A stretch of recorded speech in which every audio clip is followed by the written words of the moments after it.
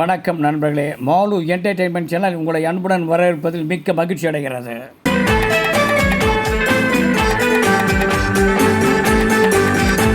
மக்கள் திலகம் பொன்மனச் செம்மல் எம்ஜிஆர் அவர்களது ரசிகர்களுக்கு மிகவும் பிடித்த மாதம் என்றால் அது மே மாதம் என்றுதான் நாம் சொல்ல வேண்டும்.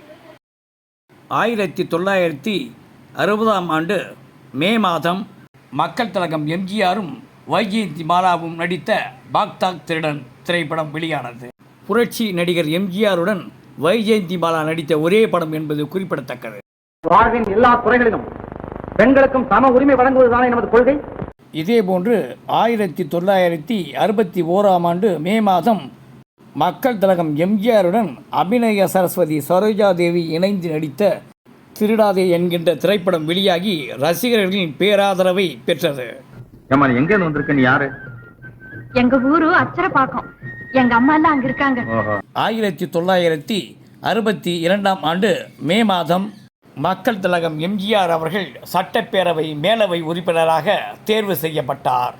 இதே 1962ஆம் ஆண்டு மே மாதம் மக்கள் திலகம் எம்ஜிஆரும் அபிநய சரஸ்வதி சரோஜா தேவியும் இணைந்து நடித்த தாயை காத்த தனையன் திரைப்படம் வெளியாகி வெற்றி நடை போட்டது. இவ்வளவு தூரம் நடந்து வரலாமா? ஏன் நடந்து வரக்கூடாது? நீ இமயமலை உச்சியில இருந்தாலும் ஏறி வந்துடும், தெரியுமில்ல? 1963ஆம் ஆண்டு மே மாதம் டி.ஆர். ராமண்ணா இயக்கத்தில் பெரிய இடத்து பெண் திரைப்படம் வெளியாகி வசூல் வேட்டை ஆடியது. இதேபோன்று 1964ஆம் ஆண்டு மே மாதம் பணக்கார குடும்பம் திரைப்படம் வெளியாகி ரசிகர்களின் பேராதரவை பெற்றது. 1965ஆம் ஆண்டு மே மாதம் மக்கள் திலகம் எம்ஜிஆர் இரு வேடங்களில் நடித்த எங்க வீட்டு பிள்ளை, புரட்சி நடிகருடன் கே.ஆர். விஜயா இணைந்து நடித்த பணம் படைத்தவன் திரைப்படம் வெளியானது. 1966ஆம் ஆண்டு மே மாதம் இயக்குனர் பி.ஆர். பந்துரு இயக்கத்தில் நாடோடி என்கின்ற திரைப்படமும் இயக்குனர் கே. சங்கர் இயக்கத்தில் சந்திரோதயம் என்கின்ற திரைப்படமும் வெளியானது. 1967ஆம் ஆண்டு மே மாதம் மக்கள் திலகம் எம்ஜிஆர் அவர்கள் சட்டமன்ற உறுப்பினராக தேர்வு செய்யப்பட்டார். இதே ஆண்டு மே மாதம் வெளியான அரச கட்டளை படத்திற்கும் ரசிகர்கள் நல்ல வரவேற்பு அளித்தனர். மேலும் 1968ஆம் ஆண்டு மே மாதம் மக்கள் திலகம் எம்ஜிஆர் இரு வேடங்களில் நடித்த குடியிருந்த கோயில் திரைப்படமும் எம்ஜிஆர் ஜெயலலிதா வானஸ்ரீ இணைந்து நடித்த கண்ணன் என் காதலன் திரைப்படமும் வெளியானது. இதன் அடுத்த ஆண்டான 1969ஆம் ஆண்டு மே மாதம் புரட்சி நடிகர் எம்ஜிஆர் கலைச்செல்வி ஜெயலலிதா இணைந்து நடித்த எம்ஜிஆர் பிக்சர்ஸ் நிறுவனம் தயாரித்த மிகவும் பிரம்மாண்டமான படமான அடிமை பெண் என்கின்ற திரைப்படம் வெளியாகி மாபெரும் வெற்றி பெற்று வசூலை குவித்தது. மக்கள் திலகம் முதலில் பேசும் காட்சி மிகவும் அருமை.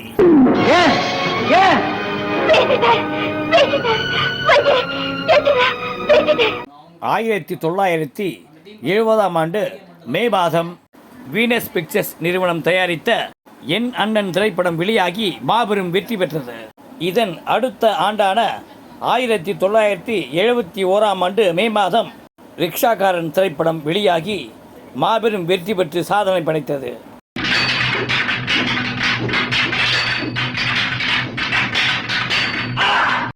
இதே ஆண்டு மே மாதம் பரங்கிமலை தொகுதியில் போட்டியிட்ட நமது மக்கள் திலகம் அதிக வாக்குகள் பெற்று வெற்றி அடைந்து இரண்டாவது முறையாக சட்டமன்ற உறுப்பினரானார்.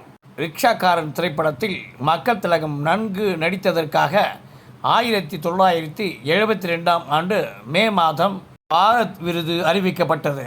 இதே ஆண்டு மே மாதம் மக்கள் திலகம் எம்ஜிஆர் நடித்த 2 திரைப்படங்கள் வெளியாகி வசூலி வாரி குவித்தன. ஒன்று தேவர் பிலிம்ஸ் முதலில் வண்ணத்தில் தயாரித்த நல்ல நேரம் திரைப்படமும், 2 மதுரை ஜெயந்தி பிலிம்ஸ் நிறுவனம் தயாரித்த ராமன் தேடிய சீதையும் வெளியானது. இதே 1972ஆம் ஆண்டு மே மாதம் தமிழக அரசியலிலேயே ஒரு மாபெரும் புரட்சியை ஏற்படுத்திய ஆண்டு என்று கூட சொல்லலாம்.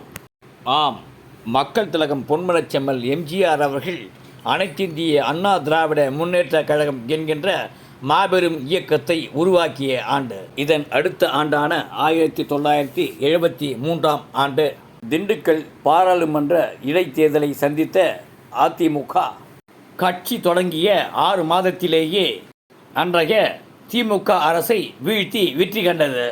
இந்த வெற்றியை அந்நாளைய பத்திரிகைகள் மிகவும் புகழ்ந்து எழுதியிருந்தன. கட்சி தொடங்கி 6 மாதத்திலேயே இமாலய வெற்றி பெற்றதை இது ஒரு அரசியல் சாதனை என்று எழுதி இருந்தது.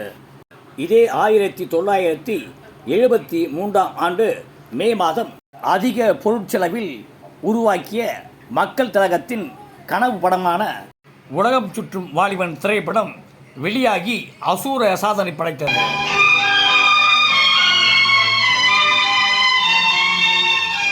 இந்த படம் வெளியான போது அந்நாளைய திமுக அரசு சூழ்ச்சி செய்து திரைப்பட போஸ்டருக்காக அதிக வரி விதித்ததால் போஸ்டர் ஏதும் இல்லாமல் மாபெரும் வெற்றி பெற்றது. மாண்டு போன முருகன் மறுபிறவி எடுத்து வந்திருக்கான்னு நினைச்சீங்களா? இல்ல. உலகம் சுற்றும் வாலிபன் திரைப்படம் மாபெரும் வெற்றி பெற்றதை தமிழ் திரை உலகம் இன்று வரை பேசிக்கொண்டுதான் இருக்கிறது. அவருடைய தம்பி ராஜு, அவருடைய செக்ரட்டரி லில்லி தெரியும். அதனால தான் உங்களை பார்க்க வந்தேன். தமிழ் திரை உலக வரலாற்றிலேயே வால் போஸ்டர் இல்லாமல் அசுர சாதனை படைத்த ஒரே திரைப்படம் உலகம் சுற்றும் வாலிபன் என்கின்ற படமாகும். இந்த சாதனையை இதுவரை எந்த தமிழ் திரைப்படமும் முறியடித்ததில்லை என்றுதான் சொல்ல வேண்டும். உங்கள்கிட்ட கொஞ்சம் தனியா பேசணும், சரிங்களா?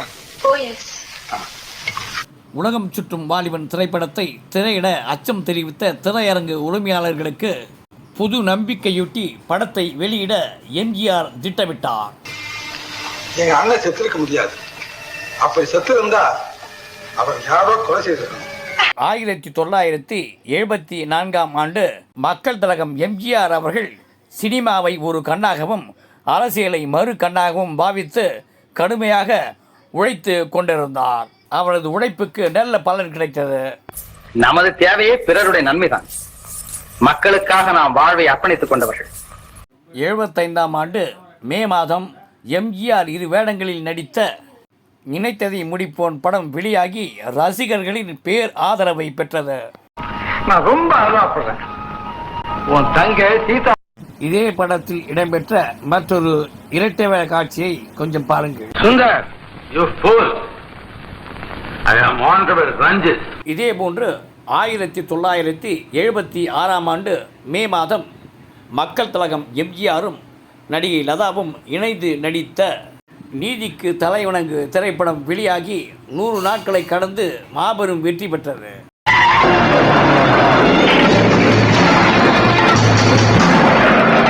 நீதிக்கு தலைவணங்கு திரைப்படம் வெளியாகி 48 ஆண்டுகள் கடந்து விட்டாலும் இப்போது எங்கு வெளியிட்டாலும் திரை அரங்குகளில் ரசிகர்கள் கூட்டம் அதிகரித்தே காணப்படும். குழந்தைகள் குறுக்க வரும்போதுதான் சைடு கொடுக்கறதா? முடியல, சைடு கொடுத்தேன்.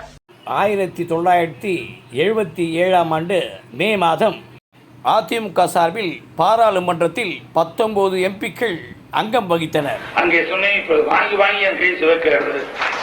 நான் சொல்லியது மறுபடியும் அதை தொலைகளையாக்கி விட்டது. இதே 77ஆம் ஆண்டு மே மாதம் மக்கள் திலகமும் ராதா சரோஜாவும் நடித்த இன்று போல் என்றும் வாழ்க திரைப்படம் வெளியாகி மாபெரும் வசூலை குவித்தது. மக்கள் திலகம் எம்ஜிஆருடன் ராதா சரோஜா நடித்த 2வது திரைப்படமாகும். தகராறு போல இருக்கு, போச்சுக்கிட்டு போறேன்னு சொல்லுவாங்க. பெற்றோர் சம்மதம் இல்லாமல் திருமணம் செய்ய அழைப்பார் ராதா சலூஜா. அப்போது எம்ஜிஆர் கூறும் அறிவுரையை கொஞ்சம் கேளுங்கள். இந்த பாரு மேனகா, நம்ம திருமணத்தை பார்த்து ஆழ்ந்த கண்ணீர் வடிக்க வேண்டி உன்னை பெற்ற தாய் வேதனை கண்ணீர் வடிக்க நீ காரணமா இருக்கவே கூடாது. நடைபெறவுள்ள சட்டமன்ற பொது தேர்தலுக்காக மக்கள் திலகம் எம்ஜிஆர் அவர்கள் 1977ஆம் ஆண்டு மே மாதம் அனைத்து ஊர்களுக்கும் சென்று தீவிர தேர்தல் பிரச்சாரத்தில் ஈடுபட்டார். அப்போது அவருக்கு சென்ற இடமெல்லாம் சிறப்பான வரவேற்பு அளிக்கப்பட்டது.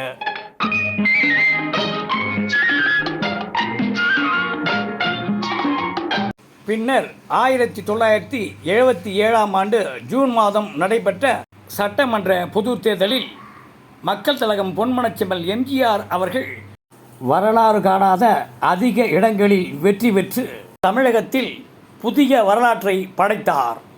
பெரியவர்களே, தாய்மார்களே, என் ரத்தத்தின் ரத்தமான உடன்பிறப்பு. தமிழக அரசியல் வரலாற்றில் பங்கேற்ற முதலமைச்சர்களில் மக்கள் திலகம் எம்ஜிஆர் அவர்கள் மிகவும் வித்தியாசமான ஒரு முதல்வராக விளங்கி வந்தார்.